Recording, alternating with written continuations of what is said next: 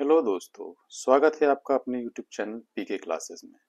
दोस्तों, मध्यकालीन भारतीय इतिहास में दक्षिण भारत में विजयनगर और बहमनी दो शक्तिशाली राज्यों का उदय हुआ और एक लंबे शासनकाल के बाद उनका अवसान भी हुआ।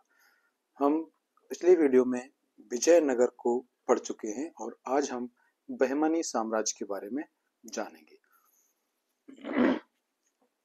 दोस्तों, आज हम बहमनी साम्राज्य की उन खास बातों के बारे में जानेंगे जहां से किसी प्रतियोगी परीक्षा में या अन्य परीक्षाओं में भी प्रश्न बनने की संभावना बहुत अधिक होती है। तो चलिए शुरू करते हैं बहमनी साम्राज्य को। उससे पहले दोस्तों, अगर आप हमारे चैनल पर नए हैं तो चैनल को सब्सक्राइब जरूर कर लीजिएगा ताकि सभी वीडियो आप क्रम से देख सकें। तो शुरू करते हैं बहमनी साम्राज्य। दोस्तों, हमने जाना था कि जब मोहम्मद बिन तुगलक के शासन के समय प्रशासनिक शिथिलता का लाभ उठाकर दक्षिण भारत में कई राज्य स्वतंत्र हुए, जिनमें से मदुरा, बंगाल, बहमनी और विजयनगर साम्राज्य थे। आज हम बहमनी साम्राज्य को पढ़ेंगे। हसन कंगू बहमन शाह, ये नाम जरूर सुना होगा आपने। स्वतंत्र बहमनी राज्य की स्थापना इसी हसन गंगू ने की थी, लेकिन इसका जो मूल नाम था वो था जफर खां। और कब की थी? 1347 ईस्वी में। विजयनगर की स्थापना हुई थी 1336 ईस्वी में। उसके 11 वर्ष बाद विजयनगर के उत्तर में बहमनी राज्य की स्थापना होती है, यानी आज का महाराष्ट्र का क्षेत्र, महाराष्ट्र और उसके आसपास का कुछ क्षेत्र, ये क्षेत्र था उस समय के बहमनी साम्राज्य का। और 1347 ईस्वी में जफर खान नामक सरदार ने इसकी स्थापना की और जब ये सिंहासन पर बैठा तो अपना नाम क्या रखा था? अलाउद्दीन हसन बहमन शाह। इसको अबुल मुजफ्फर बहमन शाह भी कहा जाता है और हसन गंगू भी कहा जाता है। तो इसको इन नामों से जाना जाता है। इसका प्रचलित नाम है हसन गंगू बहमन शाह। इसने गुलबर्गा को राजधानी बनाया। ये गुलबर्गा, बरार, बीदर, दौलताबाद कहाँ है अभी हम मैप में देखेंगे। इसने गुलबर्गा को अपनी राजधानी बनाया और उसका नाम रखा था एहसानाबाद। ये दोनों नाम याद रखना कि इनकी राजधानी कहाँ थी, गुलबर्गा या एहसानाबाद, क्योंकि इसी गुलबर्गा को उसने एहसानाबाद नाम दिया था। संपूर्ण बहमनी साम्राज्य चार प्रांतों में विभक्त था। पहला गुलबर्गा, दौलताबाद, बरार और बीदर। इसमें आगे चलकर गोलकुंडा भी जुड़ा और जो बीजापुर का क्षेत्र था वो गुलबर्गा क्षेत्र में सम्मिलित था इस समय। तो चार प्रांत कौन से थे? गुलबर्गा, दौलताबाद, बरार और बीदर। तो हसन गंगू ने बहुत ही अपनी प्रशासनिक कुशलता का परिचय देते हुए इस साम्राज्य की स्थापना की और उसको मजबूती भी प्रदान की। दोस्तों, इसने क्या किया? इसने हिंदुओं से जजिया कर को लेने से इनकार कर दिया। हिंदुओं से जजिया कर न लेने का आदेश पारित किया। हिंदुओं से कोई जजिया कर नहीं लिया गया। विजयनगर और बहमनी साम्राज्य के मध्य हमेशा संघर्ष होता रहा। इसने यानी कि हसन गंगू ने विजयनगर से दाबुल नामक बंदरगाह को छीन लिया था, जो पश्चिमी समुद्र का बहुत ही महत्वपूर्ण बंदरगाह हुआ करता था। हसन गंगू के बाद इसका पुत्र मोहम्मद शाह शासक बनता है। मोहम्मद शाह प्रथम। दोस्तों, मैं इसके सभी शासकों के बारे में नहीं बताऊंगा, जो महत्वपूर्ण शासक हैं जहां से प्रश्न बनते हैं उनको ही पढ़ाऊंगा। तो हसन गंगू के बाद उसका पुत्र मोहम्मद शाह प्रथम शासक बनता है। ये बहमनी साम्राज्य का एक महान शासक था। इसने राज्य की शासन व्यवस्था को मजबूती प्रदान की। इसने तेलंगाना से गोलकुंडा का दुर्ग छीना, यानी कि अब एक ये नया क्षेत्र बहमनी साम्राज्य में जुड़ गया। कौन सा? गोलकुंडा। और इस गोलकुंडा के क्षेत्र को किसने जोड़ा? मोहम्मद शाह प्रथम ने। इसीलिए ये बहमनी साम्राज्य का महान शासक है, क्योंकि इसने शासन व्यवस्था को मजबूती प्रदान की और इसने भौगोलिक क्षेत्र में भी विस्तार किया। इसने जब गोलकुंडा से युद्ध किया तो युद्ध के हर्जाने के रूप में 33 लाख रुपए भी वसूल किए और तेलंगाना के राजदूत ने प्रसिद्ध फिरोजी सिंहासन भी इसको भेंट किया, जिस पर कि बहमनी सुल्तान राज्याभिषेक के समय बैठा करते थे। तो ये चीजें ध्यान रखना। इसके समय एक और बहुत ही महत्वपूर्ण काम होता है। मोहम्मद शाह प्रथम ने जब विजयनगर के बुक्का प्रथम पर आक्रमण किया तो पहली बार बारूद का प्रयोग किया था।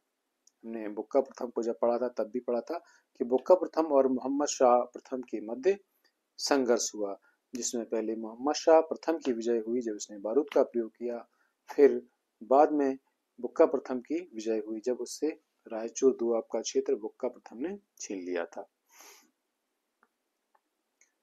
मोहम्मद शाह प्रथम ने विजयनगर के देवराय प्रथम को भी हराया था। किसको हराया था? देवराय प्रथम को। और कब हराया था? एक युद्ध होता है जिसका नाम है सुनार की बेटी का युद्ध। अब ये नाम क्यों है इस युद्ध का, ये तो मुझे नहीं पता। सुनार की बेटी का युद्ध कहते हैं, और ये मैंने इसलिए और लिखा है क्योंकि बेटी बेटी से आपको याद रहेगा कि इस युद्ध में पराजय के बाद देवराय प्रथम ने अपनी बेटी का विवाह इस मोहम्मद शाह प्रथम से किया था और दहेज में रायचूर दोआब का क्षेत्र भी दिया था। यानी बुक्का प्रथम ने जिस क्षेत्र को जीता था, देवराय प्रथम ने उस रायचूर दोआब को पुनः मोहम्मद शाह प्रथम को लौटा दिया दहेज में। सुनार की बेटी युद्ध में हारने के बाद देवराय प्रथम ने अपनी बेटी का विवाह मोहम्मद शाह प्रथम से किया। मोहम्मद शाह प्रथम कौन? बहमनी राज्य का सुल्तान। अगला जो महत्वपूर्ण सुल्तान था, इस बीच में कुछ और भी सुल्तान हुए, लेकिन जो अगला महत्वपूर्ण सुल्तान होता है वो होता है ताजुद्दीन फिरोज। इसने क्या कुछ किया? इसने भी प्रशासन में हिंदुओं का सहयोग लिया, ये इसका महत्वपूर्ण काम था। दौलताबाद में एक वेधशाला का निर्माण कराया। भीमा नदी के तट पर फिरोजाबाद नगर की स्थापना की। अब ये कंफ्यूज मत हो जाना कि फिरोजाबाद नगर की स्थापना ताजुद्दीन फिरोज ने की या फिरोज शाह तुगलक ने की, क्योंकि दोनों ने फिरोजाबाद नगर की स्थापना की थी और ये दोनों ही नगर अलग अलग हैं। ये भीमा नदी के तट पर यानी दक्षिण भारत में पड़ता है फिरोजाबाद, और जो फिरोज शाह तुगलक ने की थी वो वर्तमान उत्तर प्रदेश का एक नगर है फिरोजाबाद। ताजुद्दीन फिरोज ने और क्या किया? इसने बाहर से, विदेशों से, कहाँ से? ईरान, इराक, अरब, एशिया से मुसलमानों को स्थायी रूप से बसने के लिए भारत में बुलाया, यानी अपने राज्य में बहमनी में बुलाया। और ऐसे बाहर से आने वाले लोगों को अफाकी कहा गया। क्या कहा गया? अफाकी। तो इस प्रकार बहमनी अमीर वर्ग दो भागों में बट गया, एक अफाकी और एक दक्कनी गुट।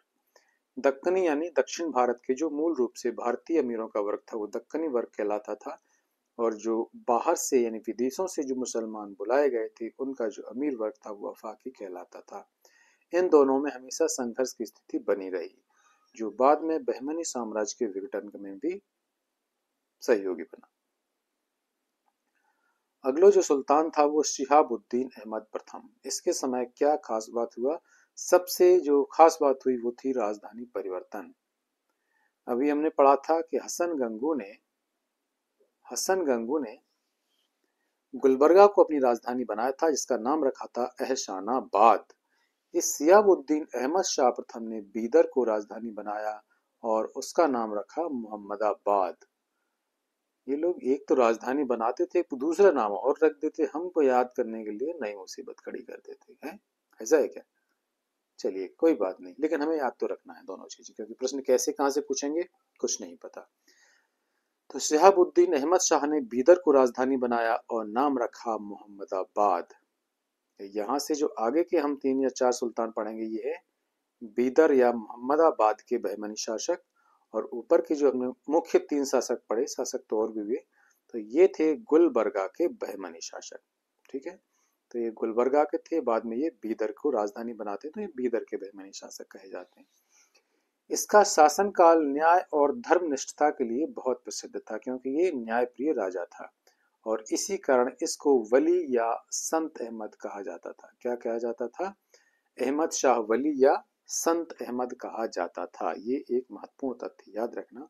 संत अहमद किसको कहा जाता था? अहमद शाह प्रथम को, अहमद शाह द्वितीय को नहीं, अहमद प्रथम को संत अहमद या वली कहा जाता था। इसके समय एक विदेशी यात्री असफराइन का कवि था जिसका नाम था शेख आजरी, वो इसके दरबार में आया। किसके दरबार में? कौन यात्री, कौन लेखक बाहर से आए हैं, ये सवाल अक्सर पूछे जाते हैं, इसलिए ये बातें ध्यान रखना कि कौन कवि या इतिहासकार किसके दरबार में आता है। तो शेख हाजी शिहाबुद्दीन अहमद शाह प्रथम के दरबार में आया था। अगला जो सुल्तान बनता है वो अलाउद्दीन अहमद द्वितीय। पहला कौन था? अहमद प्रथम, दूसरे हैं अलाउद्दीन अहमद द्वितीय। प्रसिद्ध ईरानी व्यापारी महमूद गवां इसके काल में बहमनी आया और वहां पर बस गया, और इसकी योग्यता को देखकर अहमद द्वितीय ने इसको मलिक उत तुज्जार का पद दिया। मलिक उत तुज्जार का अर्थ होता है व्यापारियों का प्रमुख, यानी इसको व्यापारियों का प्रमुख बनाया गया। किसको? महमूद गवां को। देखिए, विजय बहमनी राज्य के इतिहास में महमूद गवां का रोल बहुत ही उम्दा है। आगे हम देखेंगे महमूद गवां ने 3 सुल्तानों के समय महत्वपूर्ण रोल निभाया। अलाउद्दीन अहमद द्वितीय के समय ये बहमनी में आया और मलिक उत तुज्जार का पद धारण किया। अगले सुल्तान जालिम हुमायूं, इनका जो मूल नाम था वो था हुमायूं शाह। जालिम हुमायूं इनको इनके गुणों के कारण कहा जाता था, क्योंकि इसका जो स्वभाव था बहुत ही कठोर था, और इसके कठोर स्वभाव के कारण ही इसको जालिम हुमायूं कहा जाता था। इसको दक्कन का नीरो भी कहा जाता था। तो ये चीजें ध्यान रखना कि किसको क्या कहा जाता था। दक्कन का नीरो किसे कहा जाता है? बहमनी शासक हुमायूं शाह को। ये मुगल सल्तनत का हुमायूं नहीं है। ये कौन हुमायूं है? बहमनी साम्राज्य का हुमायूं को कहा जाता है दक्कन का नीरो। चीजों को कोरिलेट करके पढ़िए, जहां अलग करना है उनको अलग करके दिमाग में रखिए, क्योंकि हुमायूं इतिहास में 2 बार नाम आया, ये बहमनी शासक और एक मुगल शासक, तो उनको अलग अलग करना। जहां भी एक का नाम पढ़े तो दूसरे को तुरंत रिकॉल करना कि वो चीज क्या थी, वो नाम क्या था। ऐसे चीजें हौच पौच नहीं होंगी दिमाग। इस जालिम हुमायूं के समय महमूद गवां का प्रमोशन कर दिया गया और उसको प्रधानमंत्री बना दिया गया। और अगला जो सुल्तान है मोहम्मद शाह तृतीय, ये तो सिर्फ नाम मात्र का ही स्वतंत्र शासक रहा। वास्तविक शक्ति थी जो महमूद गवां के हाथों में आई, इसीलिए इसके शासनकाल को महमूद गवां का युग ही कहा जाता है। तो अब जो घटनाएं पढ़ेंगे उनके लिए वाकई जो जिम्मेदार था वो महमूद गवां था। देखिए महमूद गवां ने क्या किया। मोहम्मद शाह तृतीय जो था वो काफी व्यभिचारी शासक था, और वास्तविक शक्ति महमूद गवां के हाथों में आ गई थी। इसको ख्वाजा जहां की उपाधि भी दी थी। गवां जहां, महमूद गवां को ख्वाजा जहां की उपाधि दी गई। ऐसे याद रखना, गवां जहां, एक जैसी तुक मिल रही ना, राइमिंग वर्ड, गवां जहां। महमूद गवां को ख्वाजा जहां की उपाधि दी गई। महमूद गवां ने कुछ ग्रंथ भी लिखे। कौन कौन से लिखे? एक लिखा रौजत उल इंसा, ये विदेशी पत्रों का संग्रह था। एक लिखा था दीवाने अत्र। अगर पूछ लिया जाए कि दीवाने अत्र किसने लिखा, तो महमूद गवां ने। रौजत उल इंसा किसने लिखा, तो महमूद गवां ने। महमूद गवां की विजय। महमूद गवां ने किस किस को जीता, एक नजर डाल लेते हैं। कोंकण का दमन किया, इसने कोंकण के हिंदू राजाओं का दमन किया। विजयनगर से गोवा को इसने छीनकर अपने बहमनी राज्य में मिला लिया।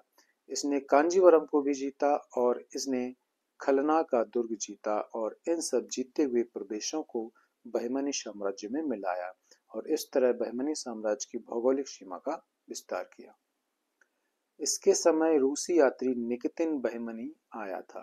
तो निकितिन किसके समय में आया था?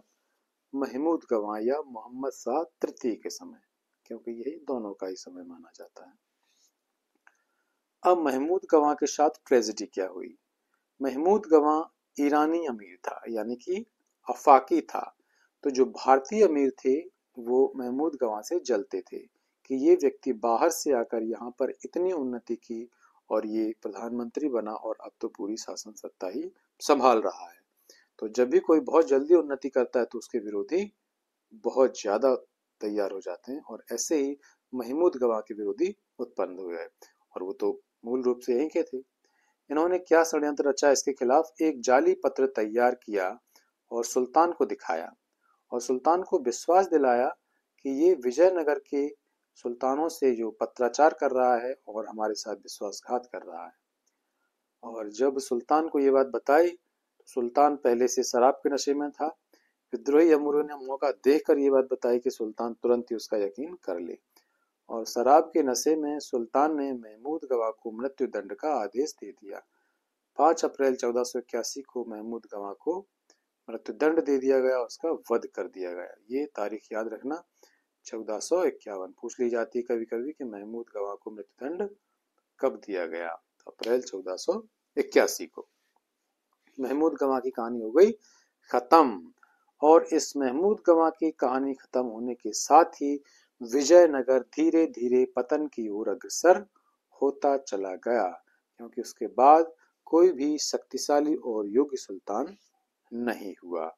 बहमनी साम्राज्य का जो अंतिम सुल्तान था वो था कलीमुल्ला। इसका नाम इसलिए लिख दिया है ताकि आप जाने कि अंतिम सुल्तान कौन था और कब तक बहमनी साम्राज्य का अस्तित्व बना रहा। तो अंतिम सुल्तान था कलीमुल्ला, जो 1527 ईस्वी तक रहा और इसकी मृत्यु के बाद बहमनी साम्राज्य पूरी तरह से खत्म हो गया। जब कोई साम्राज्य खत्म होता है तो उसके स्थान पर कई छोटे छोटे राज्य या कोई नवीन राज्य उठ खड़ा होता है, क्योंकि अराजकता की स्थिति बहुत लंबे समय तक नहीं रह सकती। बहमनी राज्य के साथ भी यही हुआ। बहमनी राज्य छोटे छोटे स्वतंत्र राज्यों में बट गया। और ये राज्य कौन से थे, हमने क्रम से नाम लिखे हुए हैं, कौन कब स्वतंत्र हुआ।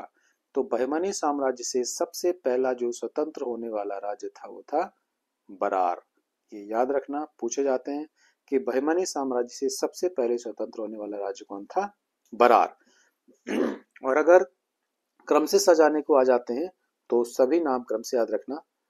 पहला है बरार, फिर है बीजापुर, उसके बाद अहमदनगर स्वतंत्र होता है, उसके बाद गोलकुंडा और उसके बाद बीदर। बीदर सबसे अंत में स्वतंत्र होता है। और इस तरह बहमनी साम्राज्य के स्थान पर ये 5 छोटे छोटे राज्य अस्तित्व में आ जाते हैं। अब हम एक नजर देख लेते हैं कि ये राज्य नए अस्तित्व में आए ये कहाँ पर थे। तो दोस्तों, इस मैप में जो दिखाया गया है, ये जो क्षेत्र है ये है अपना बहमनी साम्राज्य, ठीक है। और इसके नीचे का है विजयनगर साम्राज्य। तो ये बहमनी साम्राज्य किन किन टुकड़ों में बटा। सबसे पहले जो स्वतंत्र हुआ वो ये था, ये बरार का क्षेत्र। ये बरार का क्षेत्र बहमनी का सबसे पहला स्वतंत्र होने वाला क्षेत्र था। और उसके बाद जो स्वतंत्र होता है वो होता है बीजापुर। ये बीजापुर यहाँ पर बना, ठीक है। उसके बाद जो स्वतंत्र होता है वो है अहमदनगर। ये तीसरा स्वतंत्र होने वाला राज्य अहमदनगर ये रहा। उसके बाद जो स्वतंत्र होता है वो है गोलकुंडा, और गोलकुंडा ये रहा। और सबसे अंत में जो स्वतंत्र हुआ, जो सबसे बीच में था, बीदर, क्योंकि बहमनी की राजधानी कहाँ थी, बीदर। और अंत में जो राजधानी छोटी होती गई, आसपास के पहले स्वतंत्र हो गए, जो बीच का यानी राजधानी क्षेत्र था बीदर, वो सबसे बाद में स्वतंत्र होता है। तो इस तरह बहमनी राज्य की कहानी खत्म हो जाती है। और जी कौन कौन कब स्वतंत्र हुए ये एक नजर में हम देखते हैं।